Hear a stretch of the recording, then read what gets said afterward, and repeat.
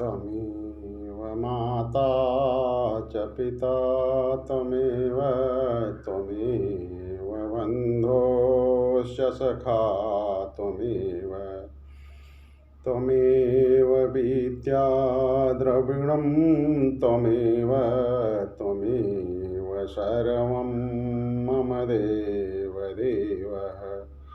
श्रीराम जय राम जय जय राम। श्रीराम जय राम जय जय राम। श्रीराम जय राम जय जय राम। श्रीराम जय राम जय जय राम। श्रीराम जय राम जय जय राम।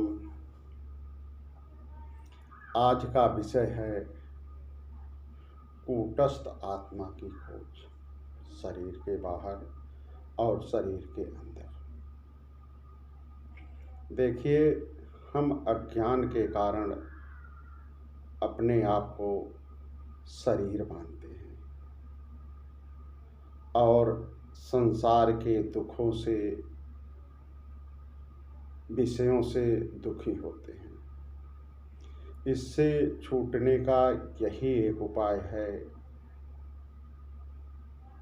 कि हम अपने आप को सच्चिदानंद स्वरूप, जो हमारा स्वरूप है, उसको माने और सच्चिदानंद स्वरूप मानते ही हमारे जितने दुख हैं वो ऐसे ही दूर हो जाते हैं जैसे सूर्य भगवान को देखकर उनकी उपस्थिति मात्र से अंधकार गायब हो जाता है।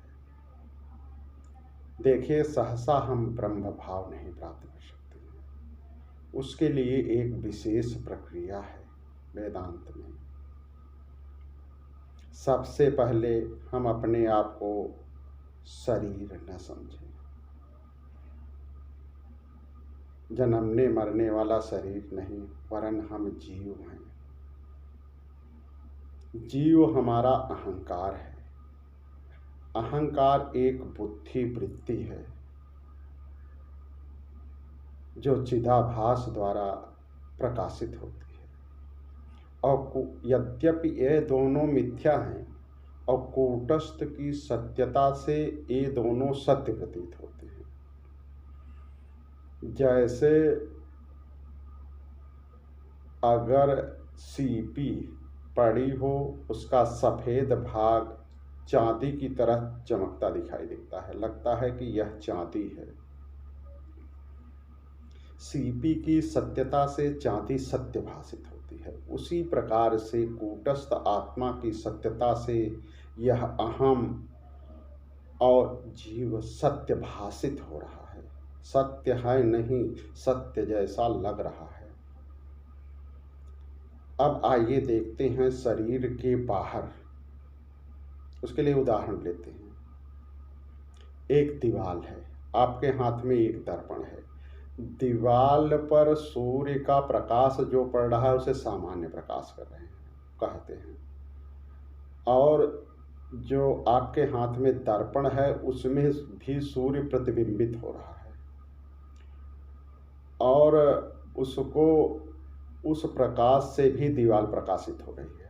दीवाल पे वह विशेष प्रकाश होगा। इसी प्रकार से जो यह शरीर है कूटस्थ और चिदाभास दोनों से प्रकाशित हो रहा है। अब मान लीजिए आपके हाथ में 4-6 दर्पण हो, तो दीवाल पर 4-6 जगह भी सूर्य का प्रकाश, सामान्य प्रकाश भी रहेगा और विशेष प्रकाश भी रहेगा।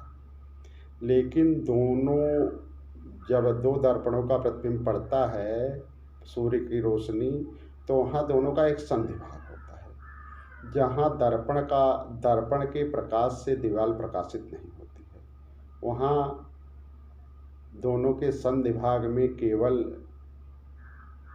सूर्य का सामान्य प्रकाश रहता है।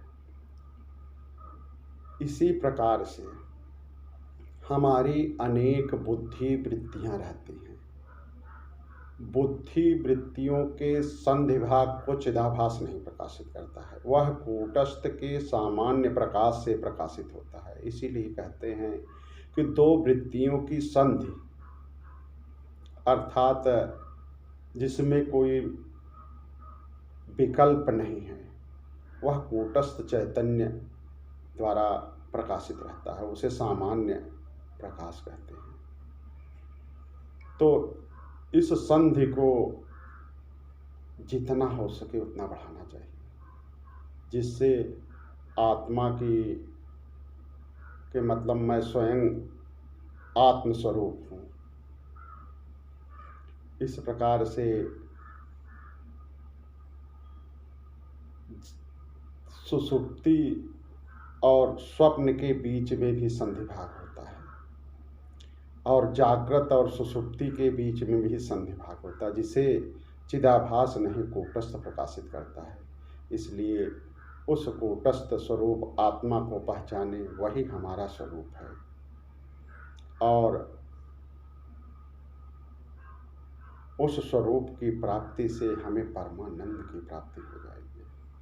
जो आनंद है, आनंद का कई गुना आनंद, मतलब आनंद का धाम है। रामचरितमानस में भी आया है, जिस समय वशिष्ठ जी भगवान राम का नामकरण कर रहे हैं तो ये कह रहे हैं, जो आनंद सिंधु सुख राशि औसी कर तय त्रय लोक सुपासी, सो सुख धाम राम यश नामा, अखिल लोकदायक विश्रामा। ऐसे ये राम है जो घड़ा रखा हुआ आपके पास, उसमें सीख डालिए, जितना एक बूंद है उससे पूरा अखिल ब्रह्मांड आनंदित है। तो ऐसा राम तत्व जो है हमारे हृदय में निवास कर रहा है। हृदय किसे कहते हैं? जैसे घड़े का हृदय क्या है? जिसके निकाल देने से उसका अस्तित्व समाप्त हो जाए। जैसे घड़े का हृदय मिट्टी है, मिट्टी को अगर निकाल दिया जाए तो घड़े का नाम रूप क्या रह जाएगा? कुछ नहीं। जल में फेन बुद बुद लहर आदि उठते हैं, तो लहर का जल हृदय क्या है? जल है। वैसे ही हमारा जो हृदय है वह आत्मा है, कूटस्थ है, चैतन्य प्रभु राम है। रामचरितमानस में भी आया है कि ब्रह्म एक व्यापक अविनाशी, सतचेतन घन आनंद राशि, अस प्रभु हृदय छतय विकारी, फेरी हई जिमि जन जीव दुखारी। ऐसा ब्रह्म हमारे हृदय में निवास कर रहा है, और सुख का धाम है, वह सुख स्वरूप है। वह कौन है? अपना स्वरूप ही है। अपना स्वरूप क्या है कि जो जागृत में है। देखिए, पहले ही बताएं, कोई प्रक्रिया बार बार दोहराना चाहिए। जो जागृत में है अर्थात सत जानता है, अर्थात चित स्वप्न में है और जानता है, और जागृत के अभाव को भी जानता है। सुषुप्ति में है और जानता है, और जागृत और स्वप्न के अभाव को भी जानता है। स्वप्न में है और जानता है, जागृत और स्वप्न और सुषुप्ति के अभाव को भी जानता है। अर्थात है और जानने वाला एक ही है। विषय बदल रहे हैं, विषयों के बदलने से विषय नहीं बदलता है, बदलता हुआ सा प्रतीत होता है। अर्थात हम सत चित और आनंद स्वरूप हैं। अब देखिए, श्वासा चलती है, श्वासा में सोह अस्मि, सोह अस्मि अर्थात वह ब्रह्म मैं ही हूँ। मैं अर्थात यह मैं जो सामने दिख रहा है, कभी पापी कभी पुण्यात्मा, ये मैं नहीं, शुद्ध अहम, जो तीनों कालों का साक्षी है। है कोई माई का लाल जो अपने मैं का अभाव बता दे को किस काल में नहीं था। अर्थात जो हमेशा रहे, जिसका कभी अभाव न हो, उस मैं की बात कर रहा हूँ।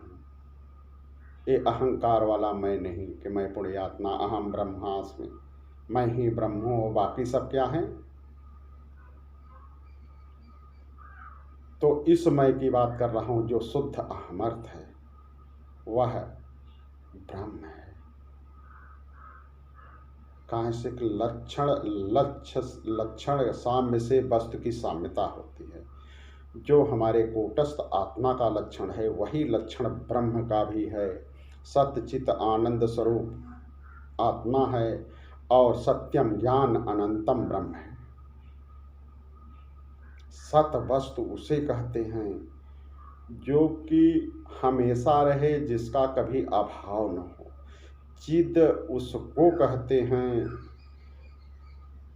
कि जो सबको जाने और जानने का अभिमानी न हो, और जिसके जानने के लिए कोई विधा न हो। देखिए, विधा है, एक है विधि निषेध वाक्य और एक है विधि गर्भित वाक्य। नेति नेति 3 बार कहा गया है। अर्थात यह नहीं, यह नहीं, यह नहीं कहने वाला तो है ही है, और विधि गर्भित वाक्य तत्त्वमसि अयम आत्मा ब्रह्म, प्रज्ञानम ब्रह्म आदि सब है। आज की चर्चा यहीं तक, आगे की चर्चा कल करेंगे। आइए भजन कर ले। श्री राम जय राम जय जय राम, श्री राम जय राम जय जय राम, श्री राम जय राम जय जय राम।